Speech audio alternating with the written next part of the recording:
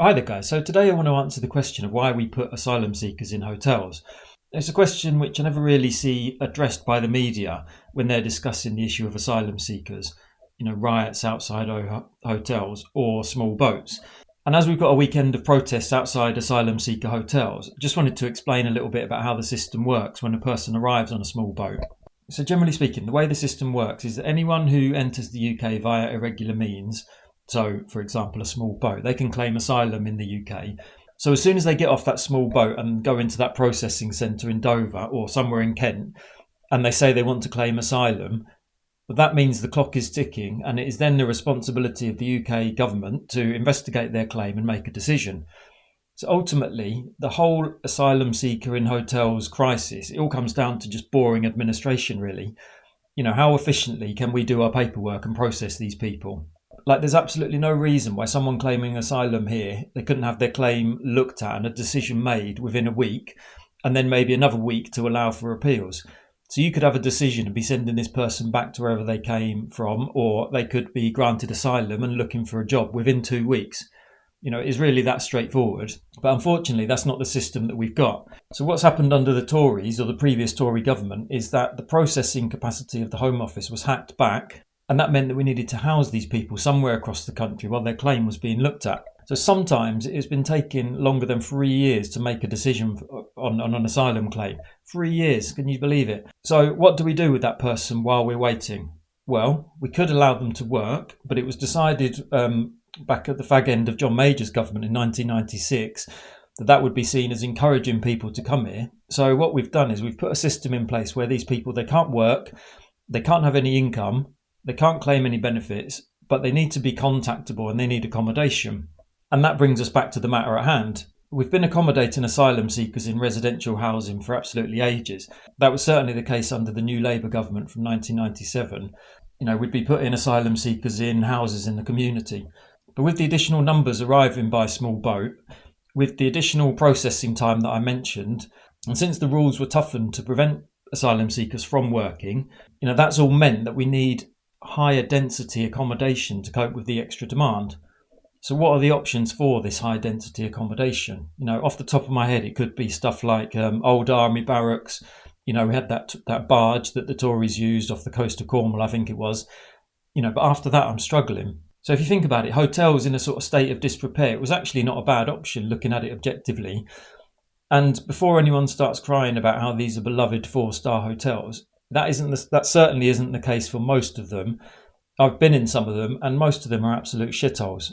So generally speaking, the hotels are run by Serco or another private company. All the facilities of the hotel are just stripped away, and you just have basically 3 or 4 Serco staff on hand to deal with any issues that might come up. And ultimately, they stay in these hotels for as long as it takes for us to process their application. They're then either sent back to wherever they came from, maybe via a little stay in an immigration removal centre, which is basically just a repurposed prison. And that's if their claim is rejected.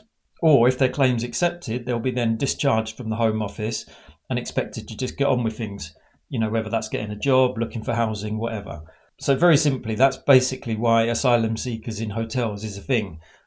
And ultimately, it just comes down to another failure of the British state. And of course, we're all used to that by now, aren't we, in every aspect of our lives. So as well as explaining why asylum seekers in hotels is a thing, I also wanted to dispel some misconceptions about this issue, because I've seen a number of things online which are basically just wildly inaccurate. So I've seen sort of numerous complaints that these people are given free council housing, or they're given really generous benefits, they're getting free stuff on Motability, lots of sort of misconceptions around what they get. And then linked to that is a similar complaint is that, well, I can't get a council house, but these people get free accommodation. So I just wanted to explain really that during that initial phase when these people's asylum application is being considered, the local councils are not involved and they have no duty to them. These people, they're the responsibility at that time of the Home Office and of Serco, and they can't get any service at all from the state. So for the reasons I've mentioned, they have to be accommodated. They can't just disappear into nowhere. And so the only thing they're entitled to during this sort of transitional period while they're waiting is free NHS care. That's it. But once they've had their asylum application decided on, then that's the point where they're discharged from the Home Office and expected to get on with things. And the reality is they don't really get any help with that. They're just sort of given a letter to say you've been discharged from the Home Office, and that's it. They're just then pointed to the local council. So at that point, obviously, they can join the social housing waiting list, or they could present to the council as homeless. But the likelihood is that unless they're considered vulnerable, for example, unless they've got children, they're not going to get accommodation. All they're going to be told is the same as everyone else. We've got no council housing available. You just need to go to the private rented sector. So it might seem like a boring technical issue, but me or you, not being able to get a council house is a totally separate issue. That's because we sold off all the council houses and didn't replace them. These people are not getting preferential treatment on social housing in any way. As I said, we wouldn't even need to accommodate these people at all if our system was working correctly. And even when they are accommodated in houses in the community, those are rented by Serco from private landlords. So that's a very simple sort of way of explaining why we put asylum seekers into hotels. I think everyone in this country can agree the system is absolutely broken, it doesn't work. But that's the system we've got, But you need a wholesale change in the way the British state works to be able to do anything differently. And I don't see that on the horizon anytime soon. But anyway, thank you for watching, guys. I'll see you in the next one.